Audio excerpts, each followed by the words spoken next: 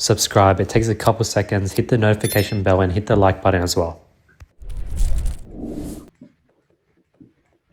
Alright, let's get started. Let's start with Inder. Okay, Inder's still connecting. Let's start with Niraj.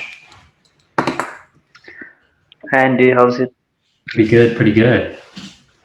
I'm good for now. Awesome. Thanks for listening in. Inder. Okay, Andy, how's it going?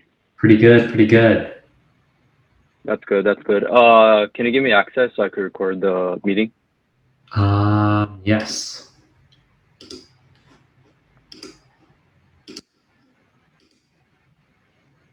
Yep. Got it. Perfect. Okay, so I got a few questions. First one is, so my broad audience are working really good. I'm doing just broad worldwide, and I tested $50 for United States, and then today planning on this. If today goes good, I'm planning on doing Australia, and then UAE. So I'm doing like top 3, and then I'll go down the list from there. No. So, saying that, do you exclude like 3-second view and website visitors from broad audience, or do you just leave it at broad? So is this broad or no targeting? It's no targeting, so broad. Like I just leave the detail blank. That's it. Got it. So with no targeting, I don't do any exclusions. Okay. And what's the difference between broad and no targeting? No targeting, obviously, no targeting. Broad. Broad, I usually use the term broad when I talk about broad interests. For example, the interest cap would be like a broad interest where its size is like 200 million. You're just targeting cap. So that would be like broad targeting where you just target broad interests that are like 200, 300, 400 million plus in size. Got it. That makes sense. I meant no targeting. So that's been really good for me. Awesome. And Targeting strategy is working. got it. Saying that, what KPIs should I follow for the CBO at 50 for no targeting? The same for our KPIs, if possible, linear. Okay, so pretty much 4 days, and if it's at 50 is doing good, 4 days, and double it to 100, right? Exactly. Got it. And what about we're talking about the CBO with 10 plus ad sets. What about KPIs for that? I know the first day is 50, but after that, how do you look at it? Got it. So I wouldn't look at individual ad sets. I'll look at the CBO as a whole. And within the first day, I'll let that CBO run to say $250. I try to get like a ROAS of 0.5 or like at least a ROAS of 1. And then if it has a ROAS of 1, I'll let it run for another day. And hopefully by day 2, there's a ROAS of like 1.3. Let it run for the third day. Hopefully there is a ROAS of 1.5.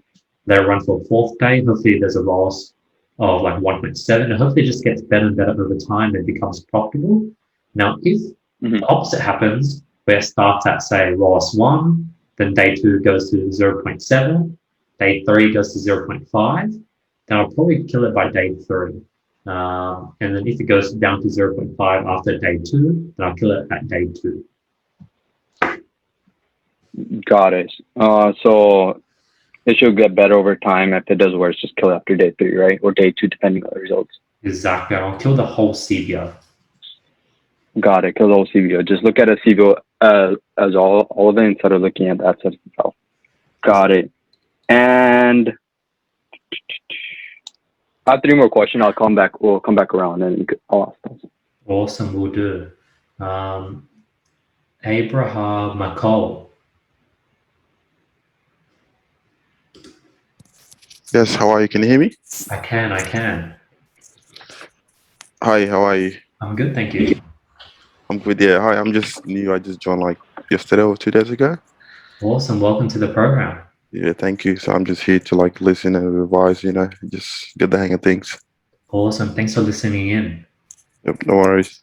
Next is Maz. Hello, Andy. My name is Mez.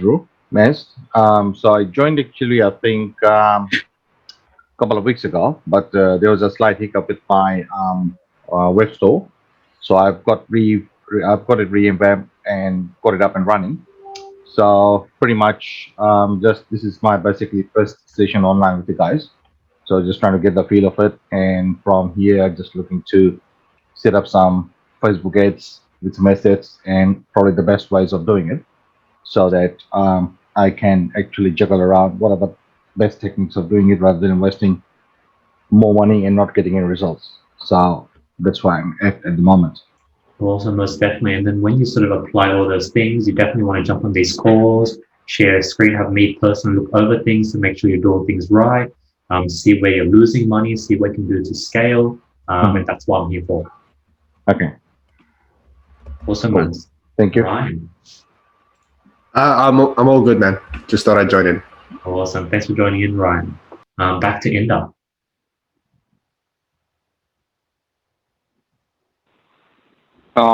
And just to give you an update on the 50 plus assets that we were testing, one of them got 2 plus purchases at $1, so I increased the budget to 10, and that one got a sale at around, I think, like 6 today, so I increased it. So I think it's going to perform pretty good. Nice. So far, you've been able to scale 1 out of 50? Yeah, so 1 out of 50, but it went down to like 1 out of 36 like a few days ago because I killed the ones without clicks and all that. And now today, I'm probably going to kill a few because of the KPIs that we went over last call. Awesome. Hopefully, you'll be able to get like maybe 2 to 3 strong ad sets. Yeah, I think the one that I recently increased, that one looks pretty strong because that, like, I think the third day got 2 sales, or like cost of purchase was like $1.50 or so. So that's like really good. Exactly. Got it. So another question I had was regarding layering and stacking. What are your thoughts on those? So usually I don't do layering or stacking just because you see that single interest work, broad interest work, and no targeting works. So that's why I always go up, and I don't see any point going down. And going down means flexing, more niche interests, etc. Got it. But like, let's say this product is going broad, that's working fine for it, and single interest is working fine. But are there like certain products that this doesn't work fine? Usually the stacked and layering works. Like, is it something like that? Does that happen?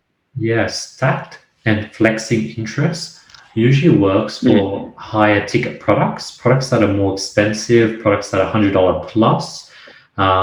It's less scalable because the audience is much smaller. Your CPMs are going to be much higher, but it does help you get those easy first initial sales because you're going to get a really targeted audience. Got it. So it's not worth trying if I'm doing good with like broad and stuff like that, right? Exactly. If broad is working, you definitely want to keep doing broad. And got it. Because broad's doing like $13 cost of purchase, break even's around 20. But I just want to test the stack and layering at like $1 a day, like the other ones. See, like, just get the data. It's only $1 a day, so what could go wrong, right? Exactly. Got it. Yeah, that was my theory behind it. And then with that, also, I'm thinking excluding 3 second because it's going to be like the same interest stacked and stuff. Because I don't want it to repeat custom. I just want cold. So that'd be a good idea to do, right? Exclude like 3 second views. Usually, if I work one, I don't actually do it for testing. For those testing ones, do it. But I'll give you my theory on why I usually don't do it on my non-testing headsets. The reason why I don't do any exclusion is, one, it takes longer to review by Facebook. 2, your CPMs are going to be higher. 3, the ad just runs slower because now Facebook has to know who to exclude.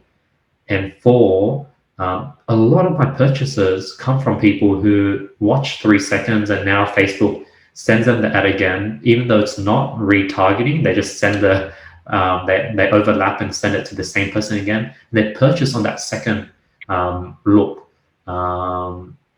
So technically, to avoid number 4, you could go ahead and exclude purchases instead, but then you'll still have the disadvantage of the first 3. Got it. I mean, I'll split that. It's only $1 a day, so what could go wrong? Exactly. Yeah. We got